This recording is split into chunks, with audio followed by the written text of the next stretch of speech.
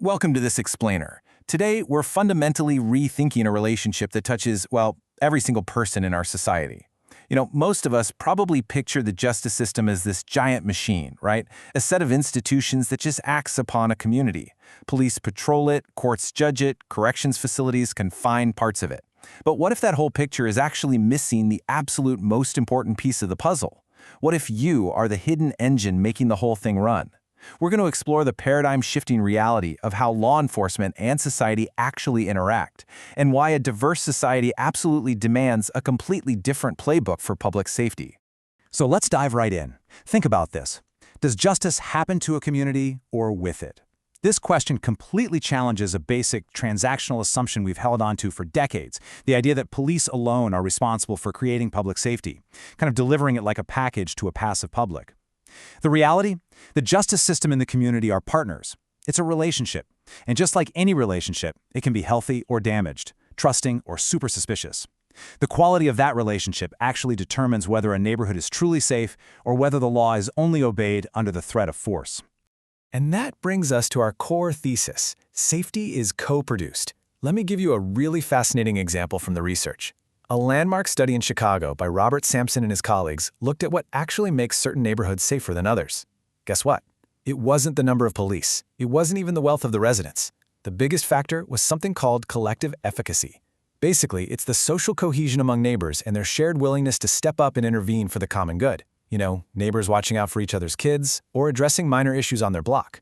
The formal justice system? It really only handles the tiny fraction of problems that this informal, everyday social control can't fix. To truly work, the justice system literally relies entirely on the community's everyday cooperation. Now, a really key concept here is legitimacy. Think of legitimacy as the literal currency that buys voluntary cooperation. See, the justice system can force a small number of people to do things some of the time, but it operates on the iron law of cooperation. It completely, totally depends on the voluntary cooperation of the great majority of people most of the time. If the public just stops calling in crimes, stops acting as witnesses, and stops trusting the process, the system gets completely overwhelmed. A police department cannot simply arrest its way back to safety if it's run out of this crucial currency. Legitimacy has to be earned through fairness. It cannot be demanded through force. But earning that legitimacy gets incredibly complicated in a diverse society. Why? Because we don't all start with the exact same rules. Think of community rules kind of like a ladder. Down at the bottom, we have folkways, everyday manners, basic etiquette. If you violate these, like facing the wrong way in a crowded elevator, you just get mild disapproval, maybe a few weird looks. Next rung up are mores. These carry strong moral weight. Things like betrayal or cruelty fall here. Finally, at the very top, we have laws, norms backed by the actual coercive power of the state. Now, the friction begins in diverse societies because there are deep cultural disagreements over which folkways and mores should actually be formalized into criminal laws. What one neighborhood sees as a lively, fun street celebration, another neighborhood might see as a totally unacceptable noise violation. When cultures disagree on the basic rules, the system's legitimacy is instantly put to the test. This friction over the rules brings us to a quick mythbuster. Equality versus equity. They are not the same thing. Equality means giving everyone the exact same treatment. For example, giving everyone the exact same English language legal form. But if someone doesn't read English, that identical, supposedly equal treatment produces a deeply unfair result. Equity, on the other hand, means giving people exactly what they need to reach a fair outcome, like translating that form for them. Identical treatment can actually lock existing disadvantages right into place. So true fairness in a multicultural society requires us to look at where people are actually starting from. Which brings us directly to another absolute must-know distinction: disparity versus discrimination. A disparity is really just a measurement. It's an unequal outcome across groups in things like stops, arrests, or sentencing. But discrimination, that is conduct. That's treating people differently, deliberately, because of their group membership. Here is the crucial takeaway. While disparate numbers are a glaring reality across the justice system, they do not automatically prove deliberate discrimination. Unequal outcomes can actually arise from a whole massive web of causes, including where enforcement is heavily concentrated or the accumulated effects of past policies. But that definitely doesn't mean we can just ignore them. In fact, we have to look really closely at how these disparities are actually built. Let's talk about the ripple effect of the justice system, otherwise known as cumulative disadvantage. The justice system is essentially a long pipeline. You've got the stop, the arrest, the charging, bail, trial, and sentencing. A tiny, almost unnoticeable drop of unequal discretion at the very first stage, say who gets pulled over for a friendly warning versus who gets a ticket, well, that multiplies at every single subsequent stage. Just like compound interest, those tiny drops early in the pipeline snowball into a massive tidal wave of disparity by the time you reach the prison gates.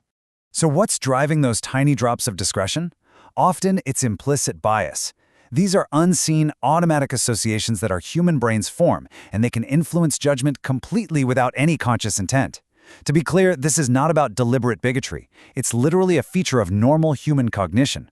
But it matters immensely in policing, because implicit bias kicks in the hardest during rapid, ambiguous, high-stress situations.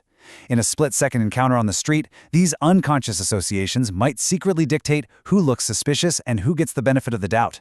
With all these challenges stacked up, how does the system ever actually earn trust? Section 1.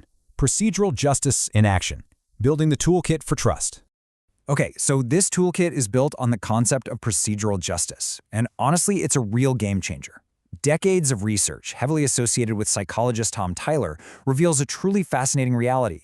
The fairness of the process often matters way more to a person than actually getting a favorable outcome. Think about it. If an officer gives you a speeding ticket, you're not going to be happy about the outcome. But if they give you a voice to explain yourself, show neutrality by applying the rules transparently, treat you with basic respect, and demonstrate trustworthiness by showing they genuinely care about community safety, you'll probably walk away feeling the encounter was legitimate. This concrete mental checklist is literally the most direct route to building that voluntary cooperation we talked about. Section 2. Navigating Crisis and Conflict when the relationship is tested. Of course, not every encounter is a routine traffic stop. When we talk about crisis and conflict, we unfortunately have to talk about the use of force. Now, the legal minimum standard in the U.S. is called objective reasonableness. This was established by the Supreme Court in Graham versus Connor. This standard judges an officer's split-second decision based purely on what was known to them in that exact moment. No 20/20 hindsight allowed. It simply asks, would a reasonable officer, facing those exact same rapid, uncertain circumstances, have used that force? It's a standard that is frequently misunderstood by the public, which definitely fuels tension, because the legal minimum is very, very different from moral best practice. And that legal minimum sits in stark contrast to that moral best practice, which is de-escalation. If the legal minimum asks what force is legally justified, de-escalation asks how we can prevent force from being needed in the first place. It's a philosophy completely focused on the sanctity of life. By using time, distance, cover, and calm communication, officers can intentionally slow things down. It treats force as the absolute last resort, aiming to prevent a tragedy way before that split-second legal standard ever has to be applied. This actually brilliantly illustrates why traditional policing tactics completely fail during mental health crises. Let's put ourselves in the shoes of a responder dealing with a highly agitated person on a freeway overpass. In a routine confrontation, officers are trained to use fast commands, close the distance, and assert authority to gain compliance. But if that person is in a severe psychiatric crisis, their brain literally cannot process those fast commands. Shouting just makes it worse. A medical crisis requires the exact opposite approach. Slowing down, creating physical space, listening and lowering voices. Applying traditional command and control authority to a medical crisis doesn't just fail, it actively escalates the danger for everyone involved. So you might be wondering, how did police even end up dealing with this in the first place? Well, back in the mid-20th century, we closed down large psychiatric hospitals. The goal was community care, but that care was never actually funded. This led to something called transinstitutionalization. People with severe mental illness were basically shifted into jails, and armed police unfairly inherited a completely broken mental health system, suddenly becoming the default first responders to medical emergencies. But the good news is, today we are finally reimagining crisis care. We're seeing a big shift toward co-response models that actually pair officers with behavioral health clinicians, and utilizing the 988 Lifeline to send unarmed health professionals to crises that just don't require law enforcement. Which leaves us with one final, pretty profound question to ponder as we wrap up this explainer. For decades, the justice system has measured success by what's easy to count, right? Arrests made, citations written, response times. But an agency can drive its arrest numbers through the roof while totally destroying the community trust it actually relies on. If safety is truly co-produced by the community and the system together, shouldn't we be tracking public trust, voluntary cooperation, and community partnership just as closely as we track simple arrest rates? Think about it. Are we measuring what's easy Or are we brave enough to start measuring what actually keeps us safe? Thanks so much for exploring this vital relationship with me today.